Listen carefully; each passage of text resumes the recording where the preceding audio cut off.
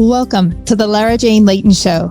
This podcast is for you, the person who keeps putting others first. Your self-talk has held you back. You no longer need to take a second seat. Let's explore ways to overcome self-doubt. You can silence that inner bully voice and achieve your full potential. Here's your host, Lara Jane. Hello, listener. It's Lara Jane, and I am here with Brooke. Brooke is an author, and her link to her book, her bio, and ways to get a hold of her are in the show notes. And to maximize your time, we're going to turn the time right over to Brooke and start talking about childhood trauma and how it affects us as adults. Brooke, how are you today? I'm good, thank you. And thank you for having me on your show. Well, you're welcome. Talk to me about trauma. Yeah, it's a fascinating subject. And because I grew up with trauma, I was actually born with the cord being wrapped around my neck and caused complications. So I had quite a traumatic birth. And then I ended up with a narcissistic mother. So you can imagine my childhood was quite traumatic. And what I'm on a mission for at the moment is to raise awareness of trauma and how it can affect us in our adult life and in our businesses, because we think, oh yeah, well, that just happened to me when I was a kid. I'm fine now. It's all right. I just forgot about it. But what happens is we often push it down into our bodies, and it gets stored there and stuck there. And it can come out as when we're in our adult life, when we want to do things, often we want to go and do something, or, oh no, I can't do that because what will people think? And then we end up procrastinating, becoming a perfectionist, just delaying it, self-sabotaging. So all these inner child wounds that we've got can come out as self-sabotage, procrastinating, come out as emotions like anger, stress, depression, anxiety.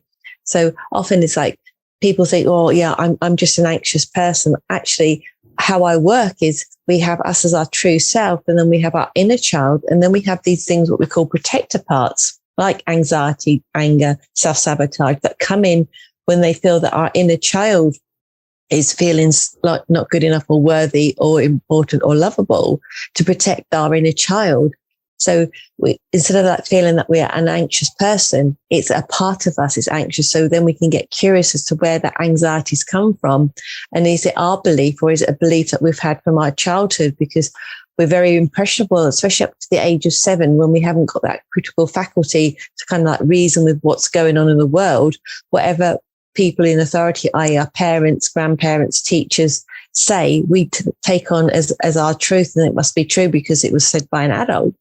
So a lot of the things that happen to us, and one of the reasons I want to raise awareness is people think trauma is either, if the soldier's gone off to fight in war, or you've had a major car crash or something like that. But it can often be like a sentence that can cause a trauma, because trauma isn't the event that happened, but how we think about it and feel after the event that causes the actual trauma. And as you mentioned in the beginning of the podcast, I wrote a book, and in there I talk about a client who, when she was 7, she went to do a maths sum on the board, and the teacher threw the maths board rubber at her, saying, you're useless at maths, because she got the sum wrong. And so to her, because the teacher said it, thought, oh, well, I must be useless at maths. And she carried it with her until she was like in her 50s. So in my book, as we spoke about how to break through the self-sabotage cycle, we go on to say about how we helped her to actually break through that fact that she isn't useless at maths, but it was just something that the teacher said. Now, like I said, up until the age of like 7 or 8, she hadn't got that critical faculty to reason, thinking maybe he had an argument with his partner, he tripped over the cat, he had a flat tire or something, and he's just in a bad mood that day. But that one sentence stuck with her because she was embarrassed in front of her school friends, and it stuck with her as a trauma in her body until I helped her to release it and think differently about maths. So all these things, and if anything that doesn't serve us right now as an adult, and we're stuck and feel stuck, it can be a trauma that we've had from a childhood, and we can't always remember it, but it will be something that our body remembers. I call that our bully voice. That my podcast is silencing that inner bully. And that's sort of the things that we might have heard from somebody else one time, but we play it in our heads over and over, which we are worse to ourselves than that one person was that one time. So yeah, how do we be turn that trauma into what I call my best friend voice, one that's supportive, one that helps me move forward instead of one that's stuck in this path? Great question. And I always talk about curiosity, because as we go through life, if I had $1 for everybody that said to me, when my clients come to me, well, that's the way it's always been in my family, that's the way we've always done it or said it, I would be a lot wealthier than I am now. But we don't actually stop and think, is this serving me right now? Is this good for me? It may work well for your grandmother, your grandfather, your great grandmother, but is it actually serving me now? And we don't stop and kind of reflect on that and get curious as to why are we doing the things we're doing? But we just tend to automatically do things because our parents did them, our grandparents did them. But actually, are they right for us, and are they serving us? And like you quite rightly said, we are our own worst enemy when we should be our own best friend and best cheerleader. So it's like those voices that you hear in your head thinking, actually, is that my belief? Is that my truth? Or is it something I heard as a child growing up? And what do I want to believe? What will help me move forward? What belief do I want to have instead? And that's how I work with my clients. I do a lot of what I call somatic reprogramming with the inner child. So you connect with the inner child and find out what the inner child's really feeling and help them to heal from the wounds from childhood. So you can, as an adult, move forward in your life.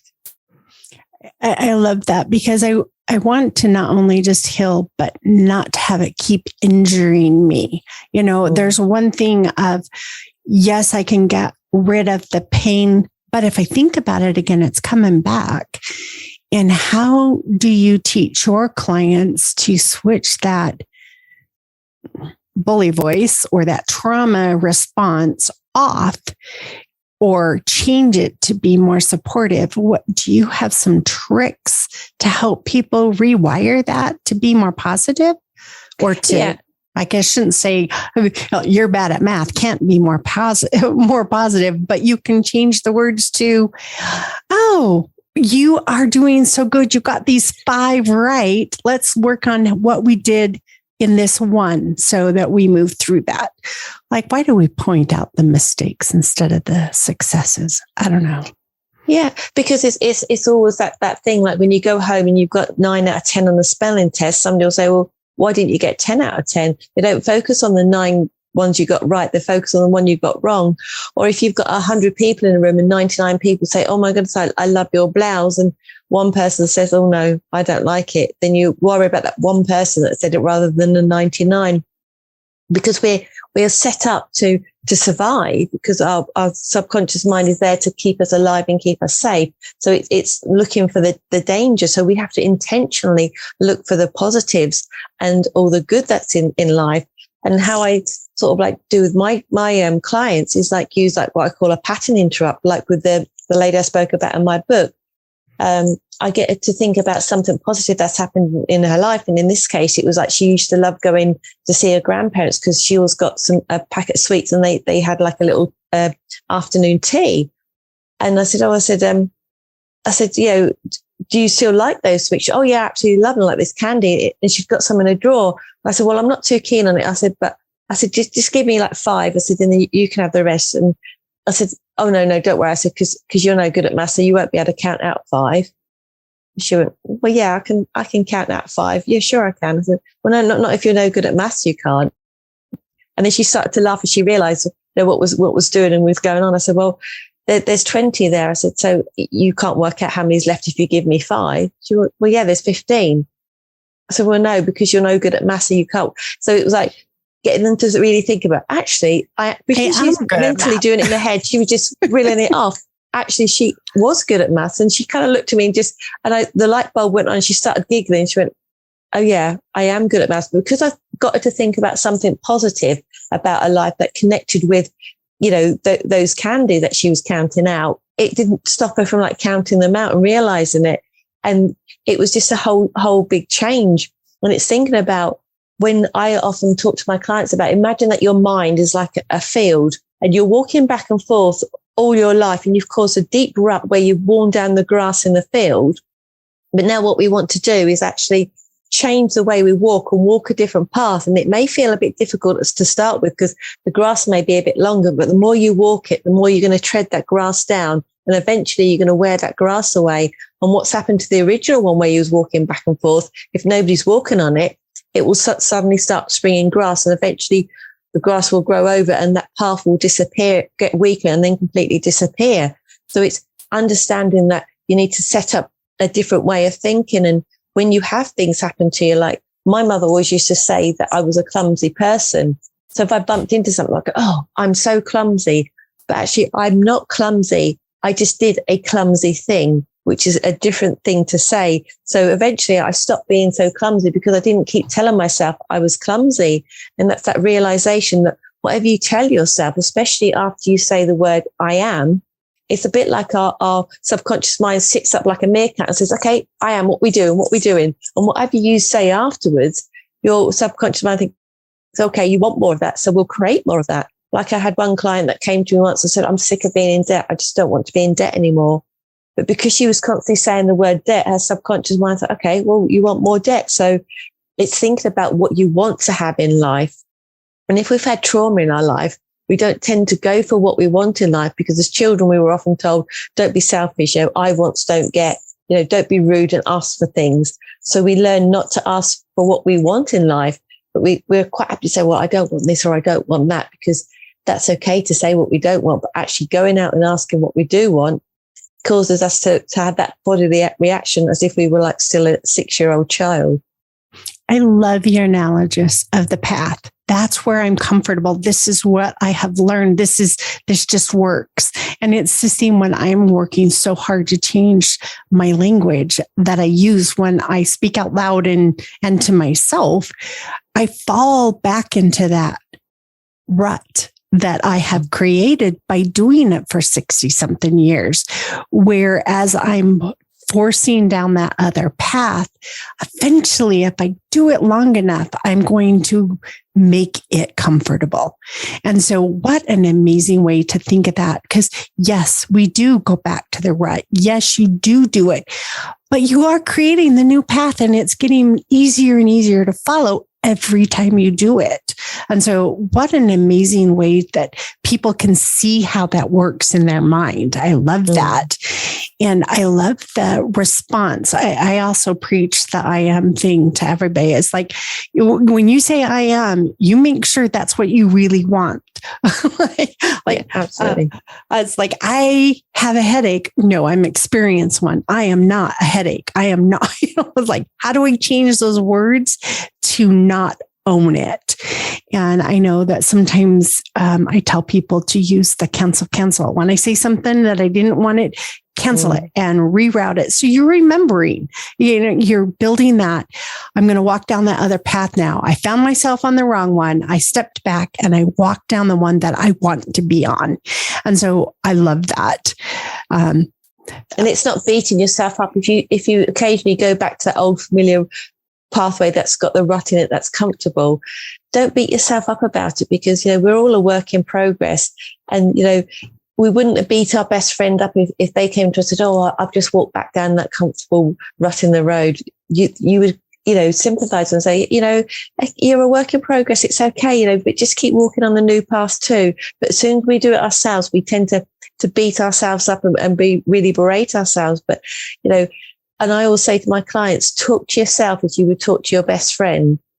And because I say to them, tell me about you. And they'll list off a load of things that they don't like about themselves. Like, hey, would you say that to your best friend?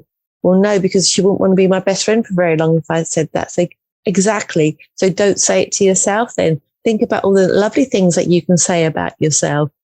But we're not used to kind of cheerleading ourselves, which is when we start to cheerlead ourselves and think that we are great. I wake up every morning and I say a mantra that I'm amazing. It's an amazing day. And something amazing is going to happen.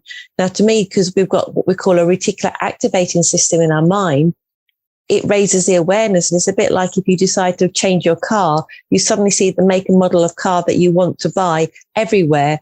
It's not because there was something more of those put on the road. It's because you've raised your awareness. So it's thinking about, like, my mind is so used to looking for amazing things. I'm intentionally doing that rather than seeing the negative.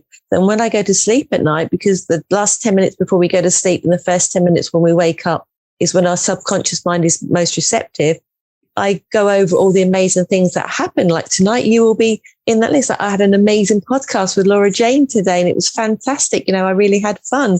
And so I go to sleep thinking about all the amazing things that have happened in my life. And I wake up feeling amazing because of all the things I was thinking about throughout the night while I was asleep.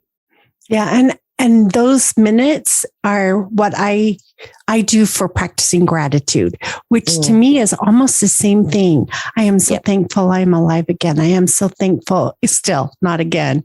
I am so thankful that I woke up with all these amazing people in my life. And it's that same thing of grasping onto those things that make us and nothing can make us happy other than our internal. So support our happiness, those things that support us in being our best self and the way we frame them and word them. And so that gratitude to me is just so important. I'm not going to focus on the things that didn't go well. I'm going to make sure I find the things that went smooth and focus on those. Yeah. And I'm very similar. I will say I'm grateful that this amazing thing happened and this amazing thing happened. So yeah, it's all combined and it's great. And I wake up and then I start my day again saying it's an amazing day. Something amazing is going to happen. It may be a little small thing. It may be a big, huge thing, but something amazing always happens in my day. And it's just a lovely way to live. But it's realizing that, like I said, about the parts work, we are not anxious. We are not depressed. We are not angry. A part of us are anxious, depressed, or angry. And when we can detach from it, we can then think, okay, why has that part appeared? And it's up and back to like our childhood, inner child wounds and the trauma that we've experienced. And even if you, more fortunately, didn't have a narcissistic mother, sometimes a parent or an adult can say something that, and it's how the child perceives it. Now, I have a few clients that have come to me and said, I'm stupid. I'm like, oh, okay. So why do you think that? Well, I overheard my auntie tell my mum that my sister was the clever one. So therefore I must be the stupid one. Even though nobody's actually said it, they've put 2 and 2 together and come up with 5. Like I had a client once who had a real issue with money, a real money block. She said, but I don't know why, because I've had no trauma in my life. My parents are really loving and really kind. I said, well, tell me about, what happened, your story about money. And she said that when I was little, my parents wanted to teach me the value of money. So as I did jobs, they paid me pennies. And then she kind of like twigged and realized that in her little mind, she was getting paid pennies. So therefore she was only worth pennies. That she added 2 and 2 together and came up with 5. When she realized that what that connection, what it was, we then worked on that. And then she went on and earned the money that she wanted to earn and had no issues. But even though her parents were kind and loving and wanted to teach her the value of money, it was perceived differently for her as a child. And sometimes we perceive things differently. And somebody can say things, as an off the cuff thing, and it can stick with us, depends on how we're feeling. It can stay with us. I so agree with you. And I never really thought about that. I perceived my value based on how you chose to pay me versus, and I think there's part of that in me too. I never connected them, but yeah, you get this, I made more money going babysitting than getting an allowance from my parents. So I felt like being away from home was better for my finances than being at home. So it is it's like, if you think about like, no wonder I drive and I push so hard to go do something instead of being okay here. We're going to take a quick break and get a word from our sponsor, and we're going to be right back. But when we come back, I want to go through that rewording. How do I change from that trauma to an experience that has supported and helped me? Because I think that's a key to getting through it, is to identify how it benefited us in some way or another. So be right back. This podcast is sponsored by Lara Jane Coaching. You know you're ready to silence your inner bully voice? Let Lara Jane support you with coaching. To schedule an introduction call, go to larajanelayton.com. Welcome back. I am so excited to figure out or to let you show me how we can take that trauma, because it was an experience. It was something that we went through, and build on that so that we can let go of the negative response to it to become a positive. And I think you talked about it a little bit previously to our break of just how then can I let go of what I thought was limiting me and move on. Yeah, because it's thinking about what you're saying to yourself. And instead of, we get that inner critic voice and we often think, oh no, just kind of like go away. And it's a bit like pushing a little 5-year-old that's going, mummy, mummy, mummy. Like you go, shh, yeah, shh. The more you push it away, the louder and louder that child will get. But actually, if you actually talk to it and recognize it and acknowledge it and it's being seen and heard, it will often like quieten down. And I can remember, when I was going on stage to do a talk, I was at the back getting all mic'd up, and my little inner critic voice popped up and said, what do you think you're doing? Now, if that had been like 20 years ago, 15 years ago, I'd have probably gone, I don't know, and ran crying into the bathroom. But what I actually did was, okay, I recognized that our inner critic is just like our little scared inner child. I'm like, oh, so what are we doing? No, should we be doing this? And what I turned around and said was, I'm actually going to go on stage and talk to these people and impact and inspire them. And even if I just impact and inspire one person, then I know I've done a good job. And with that, the voice quietened down because I, as the adult, was confident that I knew what I was doing. So it's recognizing that these voices that come into our head are like our inner child that's just a little scared 5-year-old. So instead of trying to push them away and ignore them because they'll just get louder and come back even more, it's actually acknowledge them and kind of like reassure them that it's okay. We've got this. We're going to be okay. Whatever words you would use to like little scared 5-year-olds, like if you have a little 5-year-old that wakes up in the night because they think there's a monster in the wardrobe and actually it's just your house coat hanging there, you would reassure them and stay with them until they felt more calm. And it's exactly the same with our voices that pop into the head. I had all sorts of voices pop into my head because my mother constantly used to say to me that I was ugly, I would never amount to anything, nobody would ever love me. What would people think if I spoke out and did what I wanted to do? So I had all those voices. So imagine when I was starting my business and wanted to do like Facebook Lives and talk about what I was doing, all these voices would pop up and like, well, my goodness, I thought, this is actually stopping me from living my purpose. So how can I change that thought? Actually, is that true now? Do people want to listen to me? Yes, because I've had lots of people listen to me. Gather the evidence and just ask yourself, is what that voice in my head saying, is it true? And then like gather the evidence to show that it's not true now, because we're not that little 6-year-old anymore. We're actually a grown adult, and get curious as to whose beliefs and thoughts they are, because we look at our parents, and put them on a pedestal. But at the end of the day, our parents are human with their own inner child wounds, and they will be saying things from their belief system that they got from their parents and their grandparents. So it's, again, just checking in and seeing where that's actually come from. And is that a belief that's actually serving you? And if it's not a belief that's serving you, what belief do you want to have instead? And notice how your body feels, because our bodies will react. And when our bodies react, and like if we take a sharp intake of breath or raise our shoulders and tense them a bit, it will send a signal to our subconscious mind to say, uh-oh, danger, danger. So our subconscious mind will be looking for the danger, and we won't be able to think straight because we'll be in that fight or flight mode rather than in our logical part of our brain where we can actually remember the words we need to say. So it's really noticing what our bodies react to and where that beliefs come from. And, we often... And I've said it, and I'm sure you said it. You'll say something, oh my goodness, that sounds just like my parents. I never wanted to sound like them, but we do, because we hear things so often. We pick up things without actually noticing. They become a habit. So it's getting curious as to what you're thinking and what you're saying and the effect it's actually having on you on a daily basis. You are the perfect match for this podcast. You are saying everything that I believe in. And I had never correlated it specifically with trauma before. You say the word trauma, and you mentioned this at the beginning of the podcast, I had this major accident and I was in the hospital for a month, or these huge things. And I didn't have any of those. People got raped. I got almost raped. There was no reason to cry because nothing ever happened. it wasn't as big a deal as everybody else's. So mine isn't a value. It's like, there's no reason I should hate this. And so you get, I love that the simple things can be traumatic also, because we do replay them and we do believe them.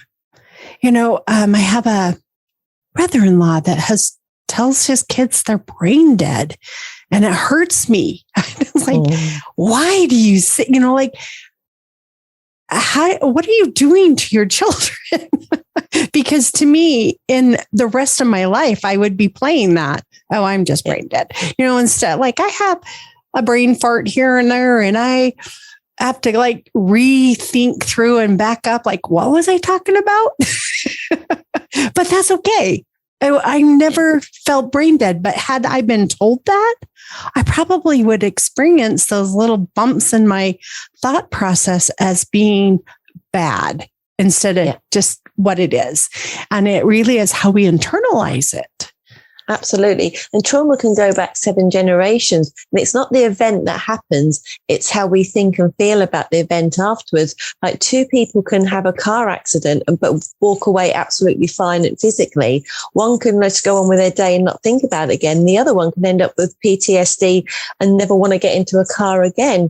But it's all to do with how much trauma they've had in their life. So if you imagine our bodies like a swimming pool, and how many beach balls, which is like the different traumas, the different, traumas that have gone in our life. So if the person that walked away and didn't think about it, the car accident, getting to front of their day, had maybe 1 or 2 beach balls in their experiences of life, they would be okay. But the one that had the PTSD would have had like a swimming pool full of different sized beach balls for different, trauma that had happened in their life. Maybe one sentence that somebody said, maybe like something major that happened. Changing to a new school. If a child isn't gone through the process, it can be quite traumatic. A child having a sibling born can be quite traumatic. A child losing a beloved pet, it can be traumatic. But, we all have lots of trauma in our life, but we can process it at the time. But if it's not processed, so if a child, for instance, lost a dog, and the child was crying, and everybody around said, well, it's just a dog, stop crying. Boys don't cry. That would have stayed as a trauma, because that trauma wouldn't have been processed there and then, and it would have come out later on in life in some way, shape or form.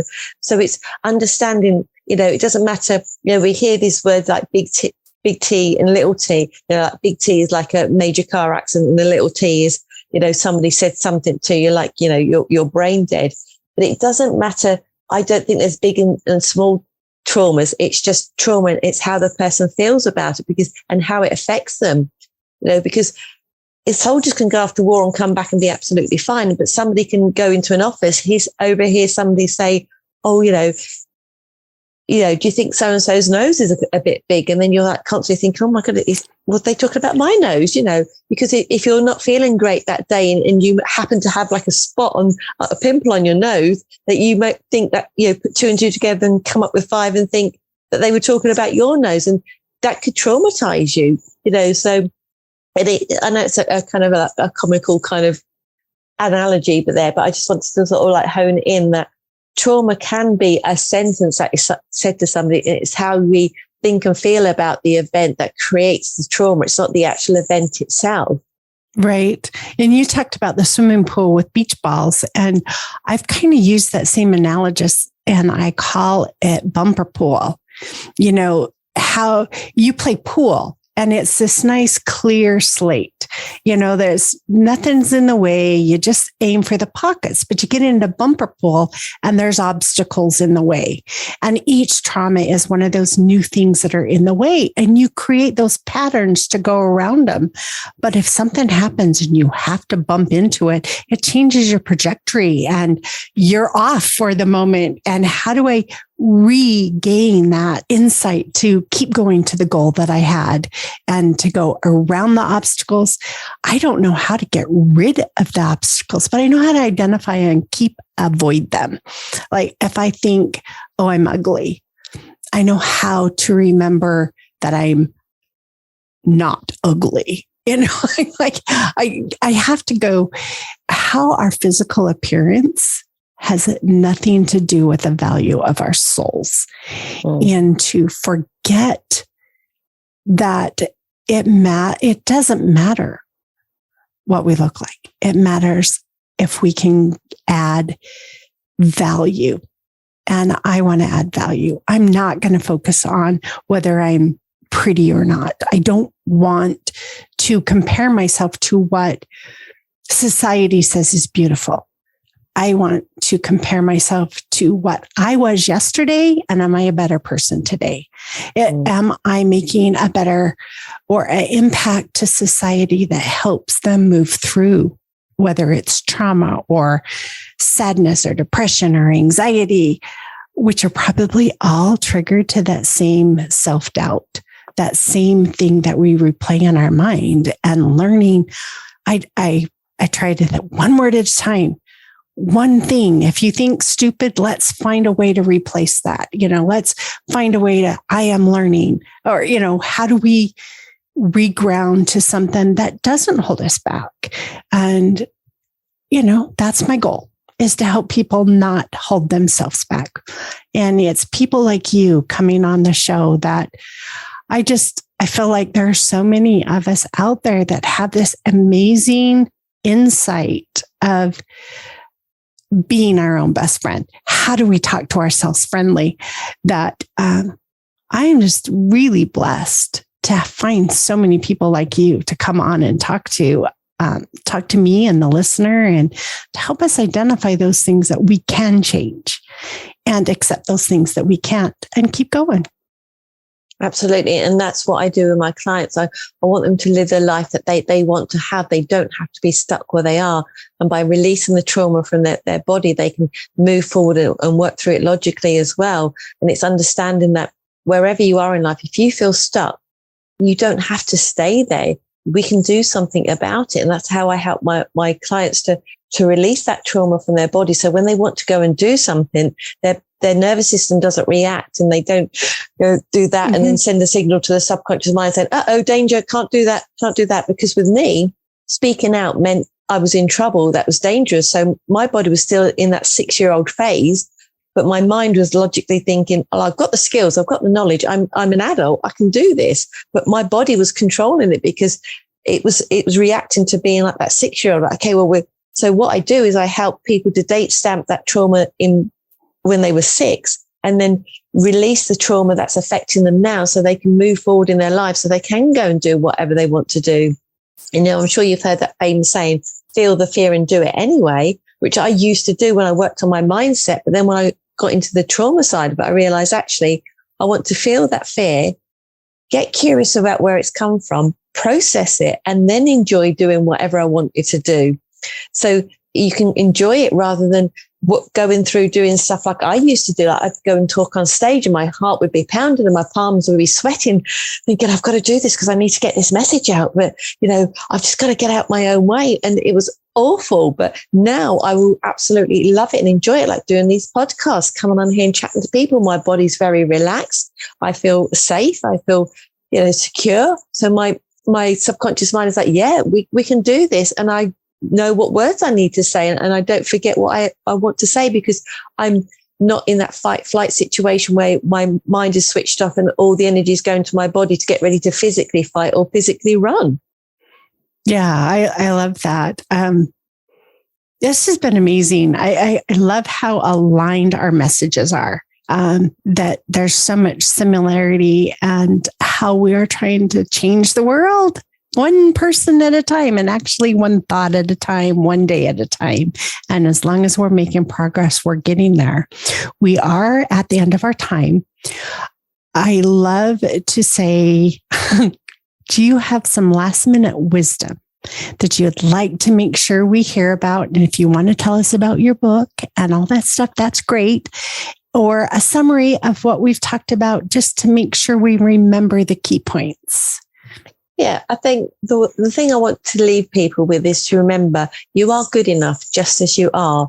But I always believe that everybody's a diamond, but but some of us are buried under thoughts and beliefs that came from other people. So I help my clients to release those layers so we can see that diamond, so you can shine as brightly as you want to, whether it's speaking on stage or just shining in your job or shining at home. So it's remembering that you as a person are good enough just as you are. You are lovable, and you are worthy, and you deserve to have whatever you want to have in life. And that's one of the reasons I wrote my book that we talked about earlier. It's called You Can Have It, How to Break Through the Self-Sabotage Cycle. And it's like 12 chapters with exercises at the end of each chapter. So you can work your way through them and break through that self-sabotage cycle. Because trauma, like I said, can go through 7 generations.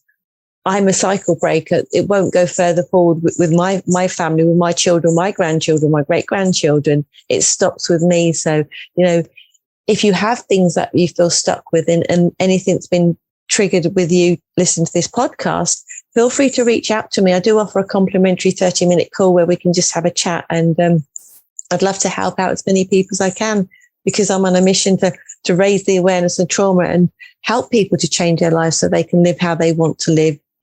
Happily, whatever they want to do. Thank you. I love that. And thank you for letting or bringing to light in me that a trauma is anything that happened, and not just those big, huge things. So that has helped me a lot. So thank you so much for being on the show and helping our listener, because every little bit of wisdom that we get, the closer we become to being a better us every day. Listener, thank you. Stay tuned for the next episode, which is our challenge episode. Talk to you soon. Are you tired of waking up exhausted? You are not alone. If you're looking to take your life back, let's start with the simple step of adjusting your self-talk. Stay tuned for the next episode with your host, Lara Jane. Remember to follow the show so you don't miss a next simple step that you can use to feel more confident. And please leave an honest review.